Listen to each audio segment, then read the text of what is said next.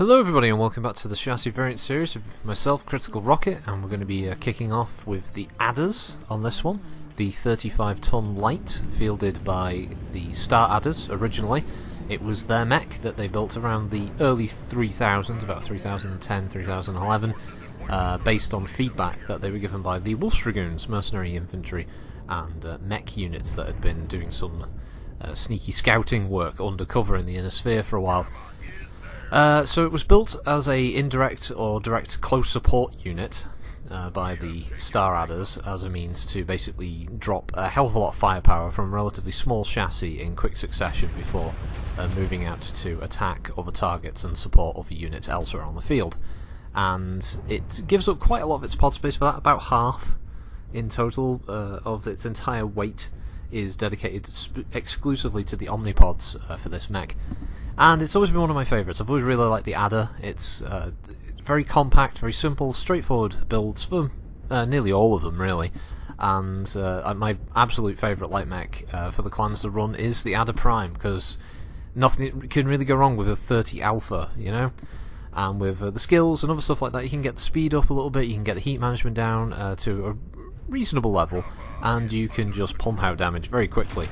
For a mech that is generally considered to be quite bad. As I remember it when it first arrived, a lot of people would refer to it as the Badder, and I always felt that was an unfortunate nickname that it got, because I still think it's one of the better clan lights that they ever added to the game, especially in the Omni-mech side of things, when you consider how hamstrung they are by their own Omni technology in the game. So yeah, this is the A.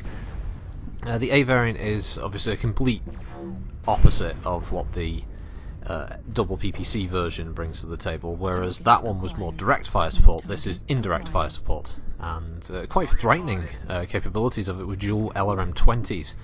Of course, ammunition isn't in abundance for this version, so you do end up very quickly running out, so you have to pick your targets. But it does allow you to drop a hell of a lot of damage very quickly onto a target, especially weakened enemies, or just enemies who don't expect something this light to be carrying something in the equivalent range of an archer, for instance, dumping that amount of missiles on you in very quick succession. Obviously with Clan's ability to fire below 180 meters as well, you can still do a fair whack of damage pretty quickly. To back this up, it has two small lasers, or small pulsers I think it is, and the flamer, which did used to be a fixed weapon in the head, but after many player complaints for reasons unknown, it became a sort of customizable mount. I don't know why. I don't know why they made that concession for the adders, but they didn't, say, allow you to remove jump jets from, say, the summoner or something along those lines, you know? It was just a weird thing. Personally, I always felt that the head-mounted flamer was always a nice little close-in thing that, if nothing else, you could screw over somebody who did want to get in your face, because you could heat them up, so, hey, if you die, you might overheat them enough that they power down and then friendlies kill them. A nice little kind of F-you at the end.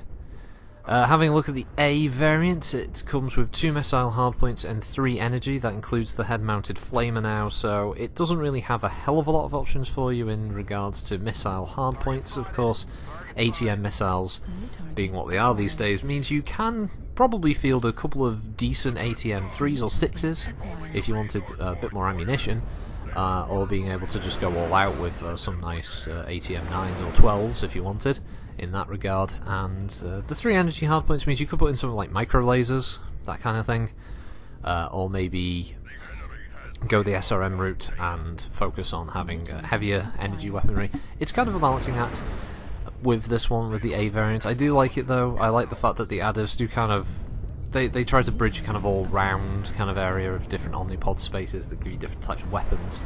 And as I've mentioned in the past with clan mechs, because of the nature of them and their omni capability, the idea is that most of them, at least in the omni-mech category, tend to come along with some kind of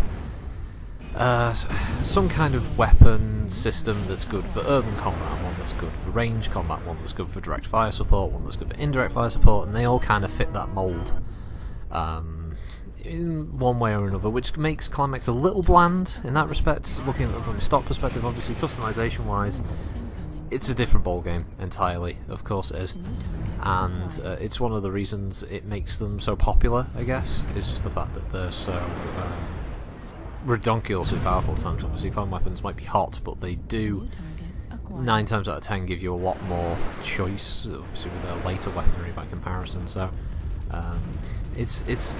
I have to admit they have kind of found some kind of balance between the two, though I still don't agree with it personally with the clans. Clans should always be more powerful, that's the point. Maybe not by the time period we're in now, maybe it should be a bit more of a level playing field, but when they first arrived they should have been these like completely dominant forces on the field. So yeah, I do like the A. It's not great for hard points.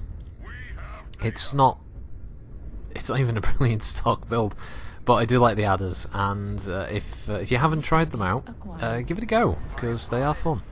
I like the fact that they're quite compact, they can use terrain quite well. They're not the fastest of the light clan mechs, averaging about 97 kph, obviously that can be increased with speed tweak on the skill board, and I would recommend some of the heat and obviously the armor buffs.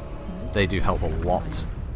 But outside of that, yeah, it's a fun little chassis to run around with, and the A is a bit of a difference from the Prime variant. So yeah, I can't remember if this is the bit where I pop or not. I can't remember. There's some Wolfhound I think running around with a load of medium pulses. I may already be dead. I can't remember. I think I might be. Yeah, I don't remember. There's one of these where like there's a Wolfhound and I'm just stood there looking at a target, and the next thing is I just fucking explode, and that's it. I was like, what? I just remember like sitting there going, what the fuck? What just killed me? Yeah, I think it's that guy. That's the one. Yeah, just out of nowhere, just bang. I'm not sure if it was a headshot or whether I was unknowingly I was called, or maybe I just didn't have enough armor to absorb the original impact of damage. Ah, there you go, I got called out, there you go, that's why I died. I was paying a lot of attention to the targets I was trying to get locks on for missiles, and then I must have stood still for too long. Oh, never stay too still, especially on Rubelite. Man, that thing's got a lot of open spots. There you go, then I died. But the team was victorious in this one, so this is why it goes in the Glorious Domination series. And with that I will leave you with the remaining part of the round. As I said, as a quick overview again, Adder A is fun. It's got some interesting little build ideas. I do like the stock build, and yes, I would wholeheartedly recommend the Adders.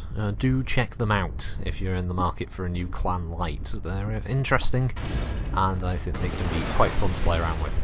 Obviously, ignore the fact that it says Adder Prime, because I've just modified the Prime base chassis to fit with, but it's all the A omnipods. So yeah, thanks for watching. See you all. Bye.